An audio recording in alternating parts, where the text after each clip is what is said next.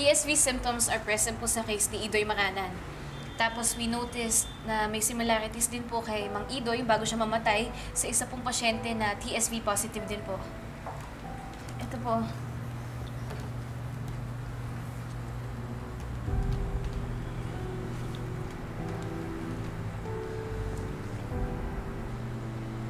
Dr. Santos, are you trying to push for us to contain this and execute the tracing? Yes, Doc. Before it's too late po. Pero hindi nga tayo sigurado kung positive for TSD yung pasyente. Wala tayong test kit. Wala tayong treatment plan para sa TSD. Kung susundin natin yung sinasuggest mo, people might panic. Hindi pa ganun ka-edukado ang mga tao pagdating sa TSB. Pero, Doc, we have to take action po bago pa mahuli yung lahat. Baka mamaya po magsisihan pa tayo sa dulo niyan. We need to look all the possible angles para makita natin kung meron talagang TSV outbreak dito sa San Regado Medical. Wait lang, sandali lang. Hindi magandang pakinggan na dito manggagaling ang outbreak. I mean, we're not even sure of it. And sigurado, mata-turn off yung mga donors natin. Noel is right. Seryoso po ba kayo? Mas iniisip niyo pa po yung image ng ospital? Ang dapat iniisip po natin dito ay safety po ng mga pasyente tsaka yung mga medical professionals. Bakit kami makikinig sa'yo, Dr. Santos? You're not even from here, remember? In fact, nag-rotational duty ka lang dito at matatapos na ang duty mo, hindi ba? Pero hindi po yun yung point. Ang point po dito, wala pong pinipili yung virus. Dapat umaksyon na tayo agad. Hindi ka nga sigurado, Doc, hindi ba? Sir Noel, Dr. Santos, kalma lang. Kalma lang tayo para makapag-isip tayo ng solusyon. Ang naisip ko pong solusyon is kuhanan po natin ng PCR gene test for virus yung bangkay po ni Mang Idoy. Tapos isend po natin sa Ministry of Health. I agree with Dr. Santos. Nakakabahala po talaga. Since TSV is like Ebola, kailangan po natin mag-conduct ng contact tracing dun sa mga nakainuman ni Mang Idoy at dun sa mga nakasalamuhan ng amo niya. Okay. I believe we should start treating na positive sa TSB, yung namatay na si Idoy. Habang hinihintay natin yung result na gagawing swab test ng bangkay, maganda mag-ingat na tayo. Umpisa na ang contact tracing. But we have to do it carefully para hindi magpanik yung mga tao. I agree, Dr. Salvador. And I will call the Ministry of Health for further assistance. Pero sumasang-ayon ako kay Dr. Santos. Our priority here is the safety of all the people, our doctors, ng ating mga pasyente.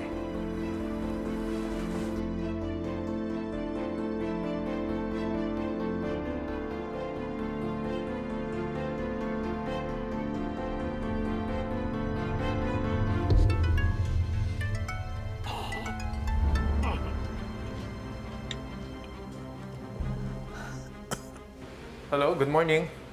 This is Dr. Lyndon Javier. Is this Jed Fernan? Speaking. Sir, nalaman po namin na kayo ang ama ni Mang Idoy. Gusto lang namin kamustahin yung pakiramdam niyo. Sir, inuubo kayo. May lagnat po ba kayo? Bakit niyo tinatanong? Anong meron? Sir, magiging straightforward ako sa inyo. Nanggaling kayo sa bansang merong TS virus outbreak. And we suspect that you are infected with the virus at posibleng nahawaan niyo po si Idoy Maranan. Ano? That's impossible. Yung ubo niyo po ba may kasamang dugo? Dahil simptomas po yan ng TSV. Kung inuubo po kayo at nilalagnat kayo, parehas kayo ng simptomas ni Mang Idoy. Walang dugo yung ubo ko. Wala akong TSB. Baka nagkakamali lang kayo, Doc. Sir, noong mga nakaraang araw ba, lumabas kayo ng bahay? Hindi. Masama nga pakiramdam ko eh. Pero hindi dahil sa virus na yan. Sir Jed, as much as possible, nakikiusap kami, huwag muna po kayong lumabas ng bahay. We are doing contact tracing para makontain yung virus. Okay po, Doc. Gagawin ko po yan. Pero wala po akong virus. Wala.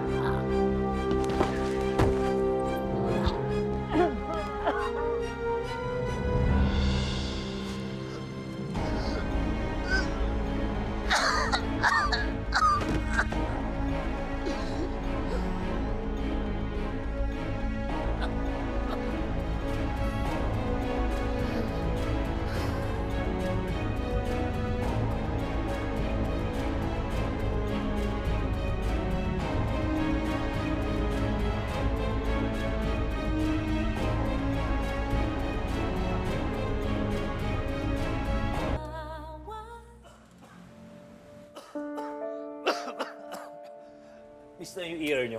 Kailangan magpatingin eh. Wait lang, sir. Kukuha ko sa ng ano.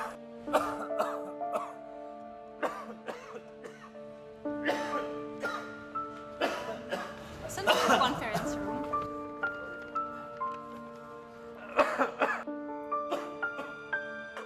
Sorry po.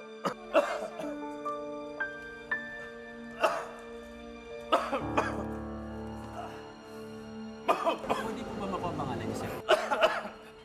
Gerardo Cabrera. Sir, I need you, sir. Daling ko na po kayo sa ER.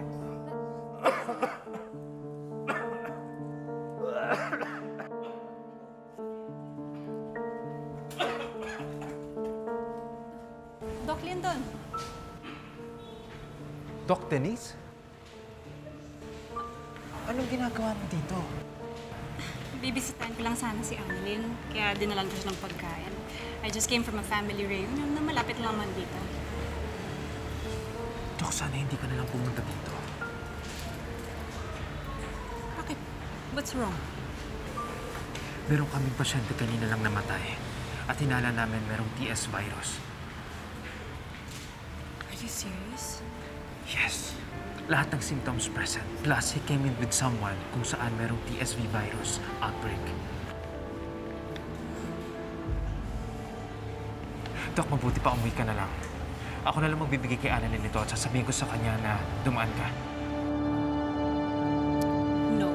I'll stay here. Ha? Doc, bakit? Maliit lang tong San Ricardo Medical. They need doctors here, and I'm a doctor. Tutulong ako. Doc, are you serious about this? Yes, I'm serious and I'm sure. Hindi ako aalis.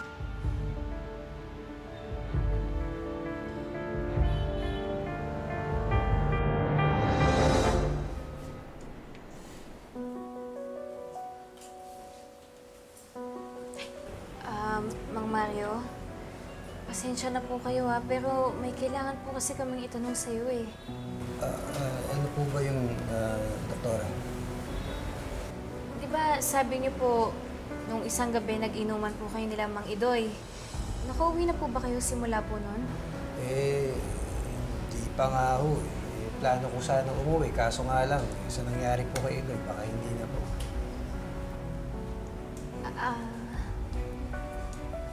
Pwede po ba naming malaman yung mga pangalan po nung nakasama ninyong mag-inuman? Dok, bakit o? Actually, kung pwede po yung full name, kung saan nakatira, pati contact number na rin po kung meron kayo. May nagawa bang krimen yung mga kasama mo? Hindi po, wala pong krimen. Tinitingnan lang po namin yung mga posibilidad na kung saan po pwedeng nakuha ni Mang Ido yung sakit niya.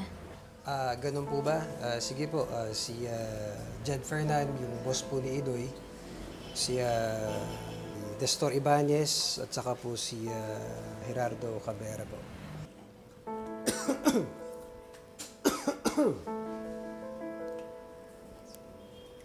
Doc, sorry po. Naubo lang eh. Malamig kasi dito eh. At saka baka nahawa na rin ako kay Idoy. Dok, paano po? Pwede na po ba ako umuwi? Sorry po pero hindi pa po kayo pwedeng umuwi. Teka lang, bakit naman oh? Protocol po namin yon, hindi po kayo pwedeng umalis. Dok, anong protocol eh?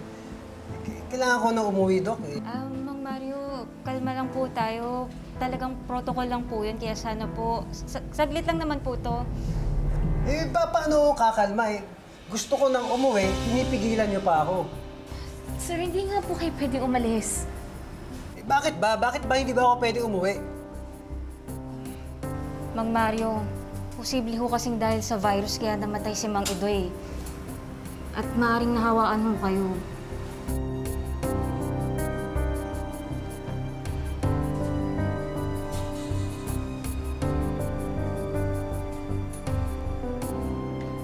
Nasa ER left wing na po sina Mario Sanchez, Gerardo Cabrera at Nestor Ibanez. Lahat po sila may ubo at 39 degrees Celsius na temperature. Sila po yung mga nakainuman po ni patient Idoy Maranan. Tapos sinabihan na rin po namin yung pamilya po ni patient Ibanez at patient Cabrera na mag-self-isolate po muna sila. Tapos mag-report po sa atin kung meron po silang mga nakaramdaman na simptomas. Dok, kanina naman po nakausap ko si Mr. Jed Fernan. Naka-isolate na po siya sa bahay niya, pero talagang malala po yung ubo niya. Maraming salamat sa inyong lahat. Pero habang inihintay natin ang resulta ng swab specimen mula sa bangkay ni Idoy, kailangan natin mag-proceed sa susunod na step. Mahirap to para sa ating lahat, pero kailangan natin gawin. Wala munang makakaalam kung ano nangyayari sa atin dito. Magkakaroon ng media blackout sa lahat ng news tungkol sa sitwasyon natin. Para hindi makapag-cause ng panic at magawa natin ang dapat gawin. Dok, ibig niyo po sabihin, isasara po yung ospital? Dok, kailangan ko pong umuwi. May anak po ako, kailangan po ako ng anak ko. Wala naman po akong simptomas. Wala po akong direct contact dun sa patient. I understand. But we need to control the virus. Wala mo na makakalabas at makakapasok ng ospital. Ila-lockdown natin ang buong ospital na to.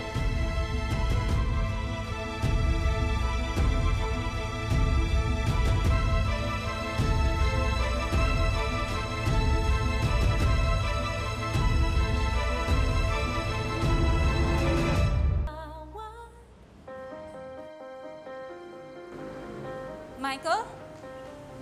Denise. Anong ginagawa mo dito? Ikaw talaga yung pakay ko. Galing ako sa inyo, sabi ng tita mo, dumiretso ka daw dito eh. I just wanna talk to you. Michael, you shouldn't be here. You need to get out of here. Please, umalis ka na. Denise, alam ko, galit ka pa sa akin. I'm really sorry. Baka pwede naman mag-usap tayo, please. Michael, I'm serious. Umalis ka na. Seryoso din naman ako eh. Denise, pwede ba? Huwag mo naman ako pagtabuyan. Gusto ko lang naman mag-usap tayo eh. Kahit saglit lang. Please. Gusto ko lang bumawi sa'yo. Umuwi ka na. I'm telling you, please, umuwi ka na. Hindi ako aalis dito hanggat di tayo nag-uusap. Ano ginagawa niyo? Ba't niyo sinasarado yan? Tapos na duty ko, gusto ko na umuwi. Hindi pa po kayo makauwi, ma'am. Ano hindi ako makakauwi tapos na duty ko? Anong meron? Anong nangyayari? Bakit nga hindi makakalabas? Basta po, ma'am, utos lang po ito ng management. Utos saan? Eh dapat ako unang makakaalam yan kung may utos sa taas. Kaya buksan niyo na nga kasi yung pinto. Ako gusto ko na umuwi. Lahat ko gusto na umuwi. Buksan niyo na yung pinto. Tito Michael? Tito Michael? Annalyn, ano nangyayari? Ano po ginagawa mo dito? Bakit nila sinasara yung ospital? Lahat ko gusto na umuwi. Buksan niyo na yung pinto. Wala naman sinasabi sa Sandali lang! Sandali! Ulit mo naman eh. Mga ma'am, mga sir, uminahon na lang po muna tayo. Dok, paano naman kami hinahon? Ikukulong niyo ba kami dito? Pasensya na po. Sorry po talaga sa nangyayari, pero kailangan po natin gawin to para sa kaligtasan ng bawat isa. Ano po ba talaga, Dok, ang nangyayari, ha? May kinalaman ba ito doon sa isang namatay na pasyente? May TSB na ba dito? Sabihin niyo sa amin, Dok. Hindi pa ho ito kumpirmado, pero ginagawa namin lahat na makakaya namin to contain this virus. Sandali! Tumahimik muna kayo. Sandali lang. Dok, sabi mo nga hindi pa kumpirmado. Baka pwede naman palabasin mo na kami rito. Gusto namin umuwi. Sandali lang. Nakakamatay yung sakit na yan. Opo, sandali lang. Totoo, hindi pa kumpirmado. Kung TSB nga to. Pero inuulit ko, wala munang makakalabas. Number 1 policy natin to. Kahit sino ho. Kahit kaming mga doktor, tayong lahat, wala hong makakalabas. Sandali! Sandali lang! Makinig kayo! Ako ng mask na yan. Sandali lang po. Makinig kayo. Kalma lang. Huminahon kayo. Sa ngayon, nakikipag-coordinate tayo sa national government, especially sa Ministry of Health, tungkol dito. Pero inuulit ko, pasensya na ho talaga. Wala mo nang makakalabas. Pasensya na ho talaga. Para sa kaligtasan ng bawat isa.